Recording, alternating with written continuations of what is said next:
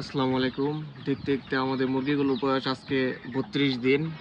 আমাদের মুরগিগুলোর মাঝখান দিয়ে আজকে বেড়া দিয়ে দিছি, কারণ এর কারণ হলো আগে খালি ছিল, খালি থাকার কারণে আমাদের মুরগির খাদ্যের বস্তাগুলো অনেক ঠুকরা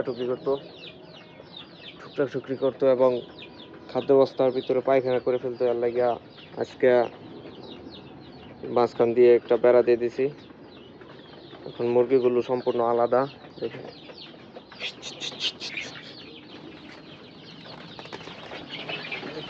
মুরগিগুলো, মাশাআল্লাহ, মুরগিগুলো এতটুকু জায়গার ভিতরে মাশাআল্লাহ অনেক সুন্দরভাবে আছে। দেখেন মুরগিগুলো খাবার শেষ করে ফেলেছে। আজকে ওষুধের পানি দিছিলাম, তাই অল্প দিছিলাম, পানিগুলো শেষ। সবগুলো পানি এবং খাবার দিয়ে দিতে হবে।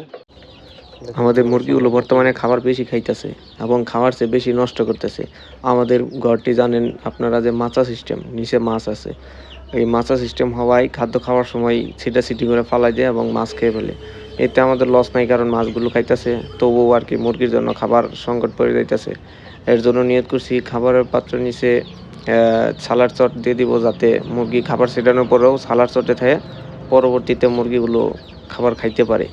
আমাদের মুরগিগুলো দেশি মুরগি হওয়ায় অনেক ছিটাছিটি করে এবং দৌড়াদৌড়ি করে, এর জন্য খাবারগুলা নিচে পড়ে যায়। অন্যান্য মুরগি হলে পড়তো না ইনশাল্লাহ। সবাই মাশাআল্লাহ লিখে যাবেন এবং সবাই আমার খামারের জন্য দোয়া করবেন, আল্লাহ তাআলা যেন বারাক্কা দান করে। সবাইকে ধন্যবাদ। আসসালামু আলাইকুম।